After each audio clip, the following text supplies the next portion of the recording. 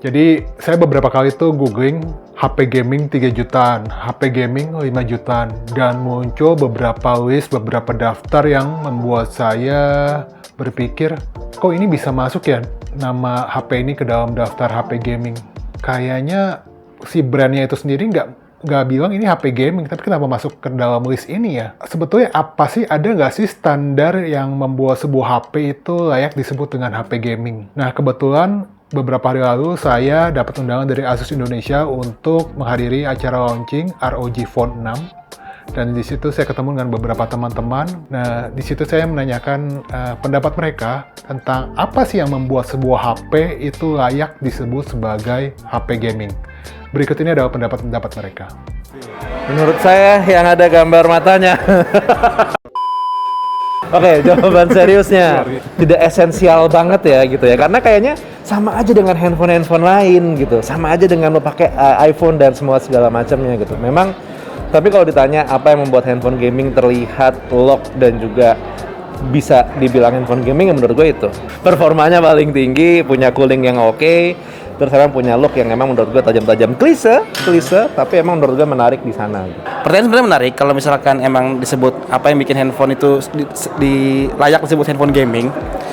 Sebenarnya gimmick sih aja sih kalau menurut gue, kalau yang ada di handphone atau industri yang sekarang ya, karena seperti yang kita tahu handphone yang flagship dengan prosesor yang sama seperti handphone gaming juga bisa buat main game kan, sama aja gitu, paling beda bentuknya doang. Nah, itu mungkin satu bentuk, tapi apakah bentuk itu mempengaruhi kita pas lagi pakai handphone untuk main gaming?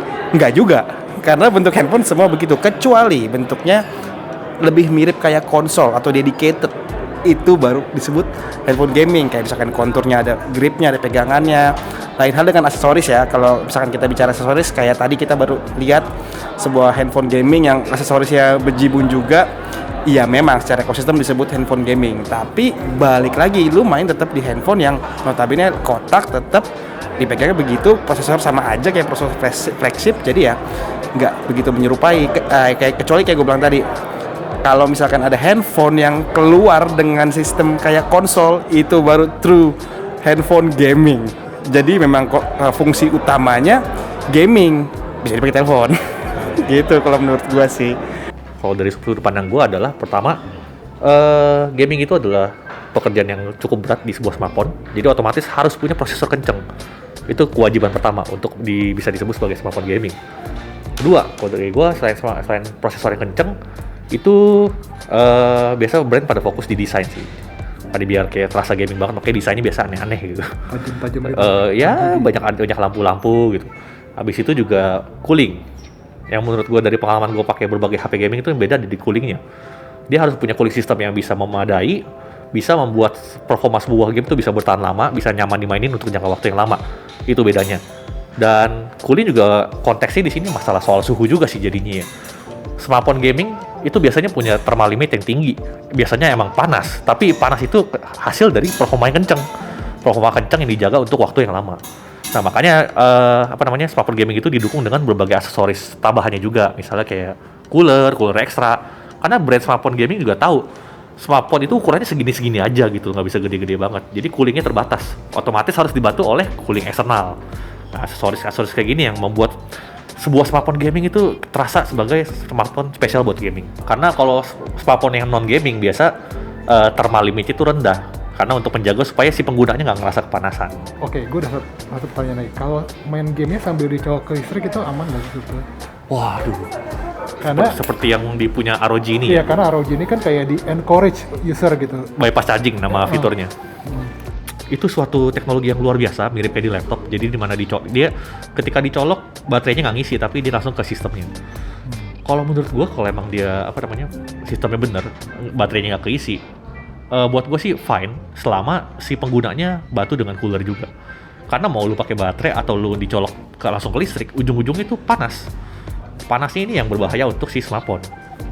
Otomatis ya, kalau saran gue pakai cooler ekstranya, baru pakai mode bypass charging. Itu situasi yang ideal seperti itu. Jadi buat gua, definisi handphone gaming itu nggak cuman sekedar dia mengklaim dirinya gaming pastinya ya. Nggak sebatas dia mengklaim bahwa dia bisa main game, terus mengklaim dirinya gaming, that's it, nggak cuman itu. Tapi handphone gaming buat gue pribadi itu adalah handphone yang pertama punya ekosistem gaming yang kuat. Apa sih ekosistem gaming? Misalkan mereka didukung sama aksesoris yang mumpuni. Itu bagian kecil sebenarnya. Kemudian mereka juga didukung sama experience gaming yang bisa dinikmati bener-bener sama penggunanya atau pembelinya. Nah, dari mulai yang paling inti dulu deh. Jadi experience fitur yang harus dimiliki handphone gaming itu pasti adalah dari performa kan. Kalau buat gue sih pasti itu penting banget karena gaming menuntut performa, grafis menuntut performa kan. Nah, dia harus punya performa yang bagus. Kemudian dia harus punya layar yang bagus karena semua game menuntut juga kualitas grafis yang bagus. Ya, anak-anak zaman sekarang bilang HP kentang lah ya. Kalau hanya sebatas bisa main game tapi layarnya jelek gitu, ya kan, kentang gitu kan. Kedua, handphone gaming juga dituntut punya cooling yang bagus. Kemudian baterai. Nah, baterai juga penting sih buat gue untuk jadi sebuah komponen yang harus ada di handphone gaming. Gaming salah satu tuntutannya juga durability kan, kemampuan dia bertahan lama apalagi dipaksa main game yang berat. Terakhir sih buat gua fitur gamingnya, kayak misalkan air triggernya misalkan ya kan, beberapa handphone gaming juga ada itu. Kemudian juga audionya kayak apa, fitur-fitur software gaming yang mendukung si handphone itu gitu diantaranya. Kalau gue main game, gue lihat 3 hal sih. Yang paling penting adalah hardware chipset ya. Sebenarnya nggak chipset juga gini apa. Gue yang penting main game itu dinyalain 60 fps-nya. Mau grafis apapun, misalnya kalau HP high-end, oke lah, grafis high 60 fps. Kalau HP yang 4 juta, oke lah, grafis paling rendah tapi 60 fps, please dinyalain gitu. Lu baru bisa menyebut diri lu HP gaming. Kalau cuma 30 fps ya buat apa? Oke. Jadi FPS-nya. Patokannya FPS apa? Kalau game kompetitif itu penting loh FPS. Habis itu kedua layar. Touch responsitivitasnya. Soalnya gue kalau HP sebenarnya kelas flagship pun masih ada yang agak kurang responsif sih. Nah itu penting kalau lu ngaku-ngaku sebagai HP gaming, please benerin, perhatikan itu tuh. Ketiga, apalagi kalau bukan baterai ya. Baterai kita mau main game itu nggak mau dong kayak main 1 jam kita harus ngecas lagi. Oke, jadi itu tadi pendapat teman-teman saya tentang apa sih standar, apa sih pendapat mereka menurut mereka yang membuat sebuah HP itu layak disebut sebagai HP gaming.